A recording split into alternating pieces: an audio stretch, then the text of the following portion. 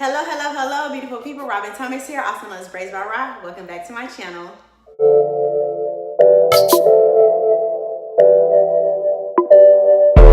Welcome back. It is week 9, the last week of our Protective Styling 101, where you and I, we sit down, we talk, and we discuss everything there is to know about protective styles. Thank you all so much to my subscribers. Thank you all so much for coming back. To my new subscribers, hello to you all and welcome to my channel. Like I said, it is week 9 of our protective styling series. It is the last week of week 9. As I mentioned on the last video or the video before, initially this was supposed to be a 12-week series, but I was able to compile all the information for the last 3 weeks into one, which is this video here. And I just wanted to give you all a couple of tips when it comes to your protective styling. So we have gone through all of the protective styles. We've gone through all the protective styles, the benefits, the pros and cons, and things like that. So if you're interested, I have a whole series set off. I have in my playlist, I have it set off specifically for this protective styling series, so that you don't have to go and look through my channel. So if you are interested in any protective style, trying to figure out, is this a protective style for me? Should I get this with the condition that my hair is in? Yay or nay? Definitely go back and take a look on those. Like I said, so this is going to be just some tips when it comes to your protective styling, because remember, we are braiding for growth. Hashtag braid for growth. We're braiding for growth, and I want to make sure that all the information is given to you about protective styles. Again, my goal is the whole process. It's not just the protective style. So yes, I've talked about the different protective styles and the pros and the cons between them, but today is going to be tips on how to take care of your protective style, before the protective style, during the protective style, and after the protective style. So if you're interested in that, stay tuned. So first, let's talk about preparation for style. So you have decided on what style you want, what protective style you want to last you. You know how many weeks you want to keep it in. You know the type of hair you're gonna need. You know everything. You know everything there is to know about what protective style am I gonna need. So first you need to figure out the preparation for this style. Figure out, do I need to have my hair blown out? Can I just do a stretch? Can my hair just be stretched out? Does it need to be blown out straight? Does it need to be wet for this install? Does it need to be dry for this install? How exactly does my hair need to be? And once you have figured out your protective style and you figured out how you want to prep your hair, then you need to set aside time. A lot of the times, which causes breakage, unnecessary breakage and things like that, is going way too fast and not planning out things. You know, you want to make sure that you have enough time to where you're not, you know, you got natural hair. Come on now. Like, you need to, if you know that if you're doing your hair yourself, or if somebody else is doing your hair, you know that you want to set aside enough time so that either you or the person isn't raking through trying to detangle your hair. Make sure that you set aside time to actually do your hair, like to prepare and prep for this style, because you don't want to go into this style with nasty hair, meaning you didn't have time to really wash and really get into it and deep condition it. You don't want to go in with you have parts of your hair broken off because you didn't use the brush and the blow dryer, and you trying to hurry up and go through it, and the condition of your hair was really nice, you know what I'm saying, but now you kind of caused breakage and a little bit of damage, and now you're not sure if you even want to go into this protective style. So always make sure you start off with a clean scalp for sure. Number one, start with a clean scalp and figure out if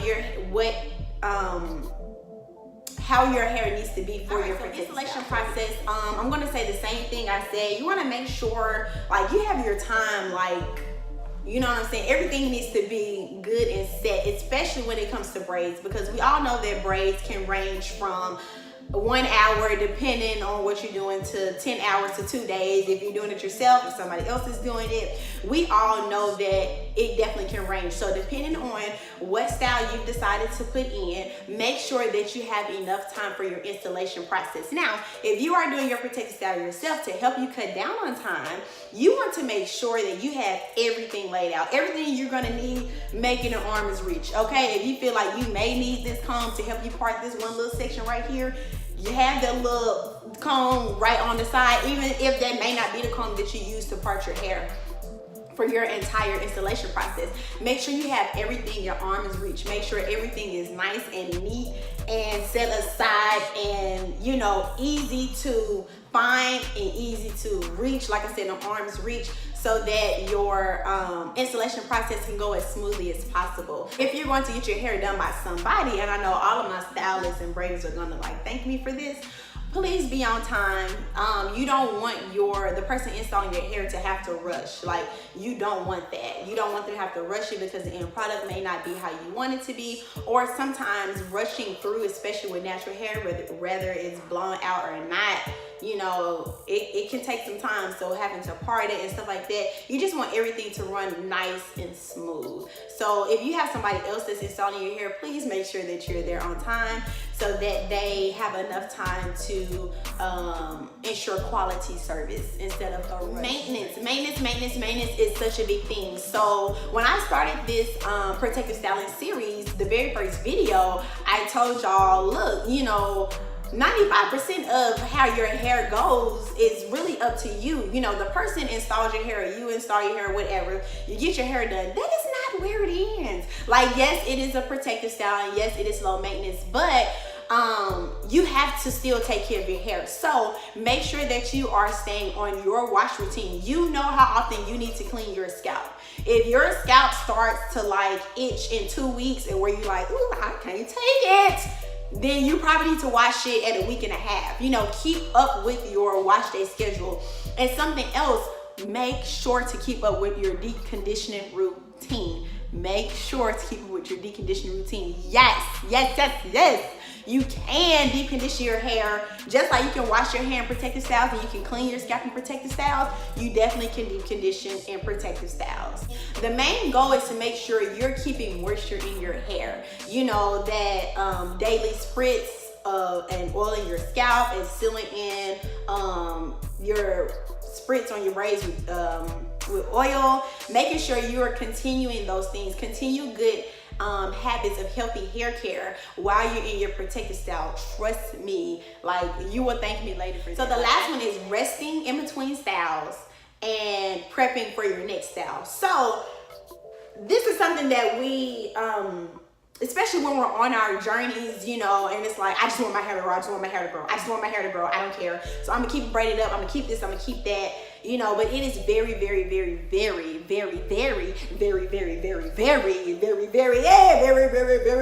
no, okay. So it is very important to rest in between styles. Very important to rest in between styles.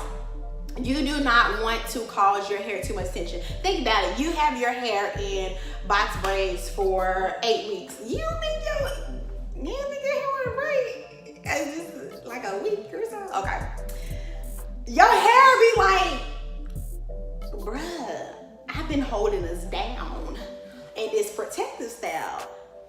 Can I get some earnest one? Like, you know, so always give your hair a break. If anything, your scalp will thank you. Your scalp will be like, girl. Always rest in between. Listen to your hair. Your hair and your scalp tells you how long you need to take a rest. Now, me personally, I believe a week is good. You know, a week is standard depending, I say a week is standard between your protective styles. Sometimes, like I said, you definitely have to listen to your hair because sometimes you may need to do 2 weeks. Sometimes you may need to do a month depending on the protective styles you've had in, the protective style you have coming up. See, you gotta be on all of this. Like, all of this goes together. Like, you have to make sure that you are not damaging your hair with protective styles, because if you don't do it right, it can mess up stuff. Like, it really can mess you up. So you want to make sure that you have a resting period in between. After you take down your hair, you wash it, you deep condition it, evaluate it. How is my hair? How does my scalp feel? Is it tender? Like, give your scalp a rest. Give your hair a rest. Give it time to breathe. You know what I'm saying? That's the time where you do your real deal. Like, I really need some TLC, your protein treatment if you're lacking protein. A lot of the times people, you know, whenever they go into their protective style, they're like, I'm just gonna keep my hair put up, keep it put up. But what you don't realize is that damage happens. Sometimes damage can be immediate, but the most time damage happens over time. Like, you'll be like, dang, where my hair get this then? Or when did this, or when did that, or whatever. And it's like, but when I had put my braids in, and look, yeah. Slow down. Like, I know that you have a goal, or you have a vision, or you have a timeline in your head, which you definitely shouldn't have. But, and I may do a video on that later, but you have this timeline in your head of where you want your hair to be, and that causes us to start practices that we shouldn't, or that causes us to be like, let me just put my hair back in a protective style because this protective style did so well, so let me just do another one. Definitely always take a break, because it can save you in the long run. Okay, so I hope the information that I gave to you all today was very helpful and informative when it comes to your protective styling. If you have not got a chance, go ahead and go to the playlist that I've created on my page and go back and listen to all of the videos to figure out the pros and the cons and things of protective styles, to see if a certain protective style is for you. Thank you all so much for tuning in. Please all do not forget to subscribe. I have so much information that I want to give out to you all. Remember, my goal is healthy hair growth through the aid of protective braiding styles, and that is what I want to do. The aid of protective braiding styles, I want to give as much information as I can so that our hair is growing with protective styles and not being damaged through protective styles, because it is so much easier to do your hair, forget about it, and then now you're just wearing weave all the time, you know, as opposed to really taking care and nurturing your hair. So I'm here to give you helpful tips to help you along the way, as I also go through my journey and as I go through the journey with my clients. So I hope you all come back. Don't forget to subscribe. Thank you all so much for tuning in, and I hope to see you all soon for what I have in store for you. All right. So thank you all, and I'll see you on next time. Peace and blessings.